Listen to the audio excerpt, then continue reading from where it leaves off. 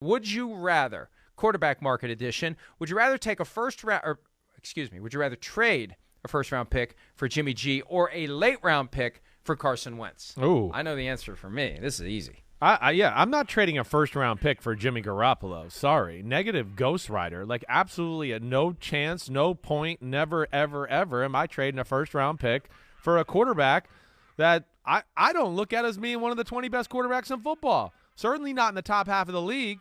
And, wait, the guy that we're talking about, a late-round pick, Carson Wentz, has more talent than Jimmy Garoppolo. Yeah. I mean, they both do bonehead things. Straight up, if they're both free agents, which guy are you taking? I'm taking Wentz over Jimmy G. I am too. I think there's more upside there. Yes, I mean, listen, I think if you had Carson Wentz on the 49ers the last few years, my basic thought would be the 49ers were a better football team then. Yes, I'm sorry. I mean, I know Carson Wentz does some dumb things. I get that. But so does Jimmy Garoppolo. Everybody has seemed to have forgot that since the season's over. Like, everyone's like, oh, look, he wins. Look at that. He wins every time he's on. He saved the team. He wins. I want to go, yeah, okay. But, I mean, there's a lot of quarterbacks we could have put in San Francisco, and they would have saved the team and won. I mean, period. Nick Mullins, like I've always talked about before, his first 15 games ever with the 49ers had, like, the best stats in the history of football at quarterback. You know, Shanahan's a genius. He makes everybody look pretty good. So, yes, that one is a no-brainer. I would be buyer beware hardcore on Jimmy Garoppolo. I know that.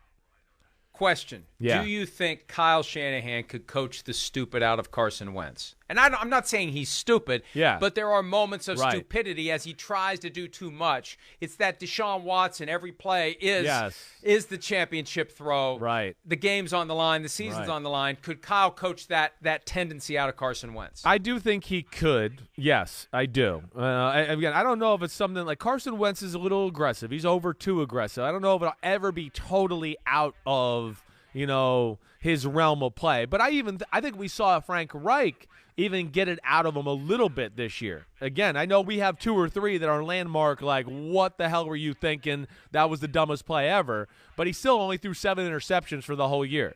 I do think we saw the start of Frank Reich breaking him down that way this year to where I would think, yes, Shanahan, who I, of course, have tremendous respect for, I think he could, continue that progress for sure.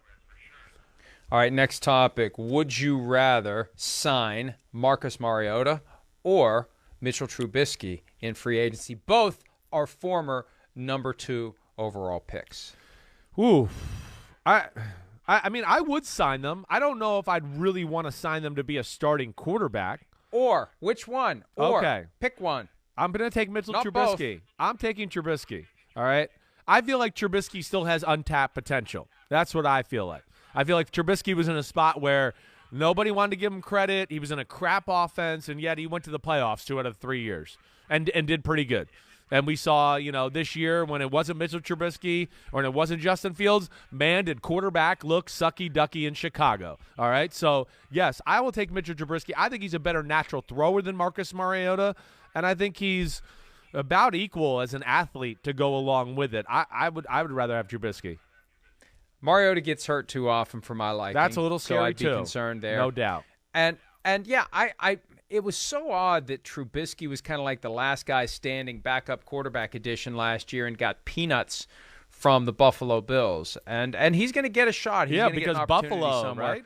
Yeah. A lot of talk about the Giants. I like Brian Daboll, reunion. Yes. Plan B for Daniel Jones. If Daniel Jones doesn't get it done, hey, we're all in with Daniel Jones until we come to the conclusion that he's not good enough, and then we go with Mitchell Trubisky. It wouldn't surprise me if that's what they do. No, that to me would be the perfect situation if I'm a team where it's like, hey, we got a starter, but we're not sold on him 100%, and wait, Trubisky, okay, he's got talent. Like, yeah, his stock went up because everybody in Buffalo last year was like, damn, Mitchell Trubisky's good. I don't know what the hell was going on in Chicago, but he's fast as hell and he's got a strong arm and he can learn our offense. So that word has filtered throughout the NFL to where everyone's now is like, oh, I guess it was Chicago. It wasn't necessarily Trubisky all the way there. And I'm as a Giant fan, I would want Mitchell Trubisky as the backup, no doubt about it. Daniel Jones, we've seen him get hurt a little bit. Trubisky, a guy, okay, let's protect the team. Let's make sure we look good in year 1 of Brian Daboll. So now he comes in and plays and we don't fall off the earth.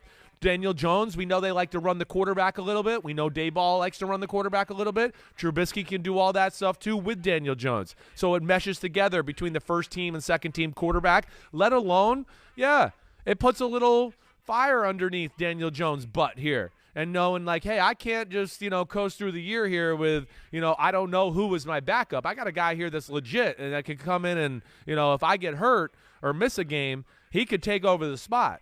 I think it's good from all aspects. I hope the Giants sign Mitchell Trubisky. Next topic, would you rather sign a journeyman veteran like a Teddy Bridgewater or Andy Dalton or start one of this year's rookie quarterbacks? Well, as you know, I've really just started the rookie quarterback breakdown, but I'm more in favor of that. I mean, again, if you think you got a guy in the first round, he's your quarterback, go with it. Go with it.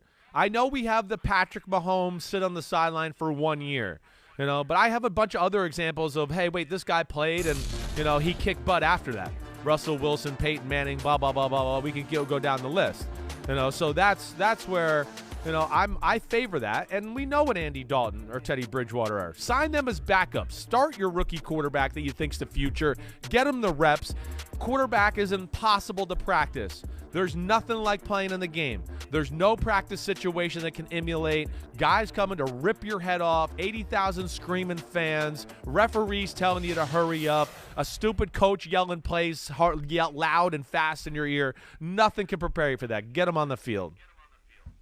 Yeah, and I'm intrigued by the Buccaneers and Teddy Bridgewater because 2 years ago, Bruce Arians said it was Tom Brady first, Teddy Bridgewater second, and Bridgewater would be a guy that could be that I don't think Brady's playing for them. I think they need to turn the light off for Tom Brady. Jason Light said last week, we'll leave the light on. They're just going to waste the electricity and the bulb because I don't think he's coming back.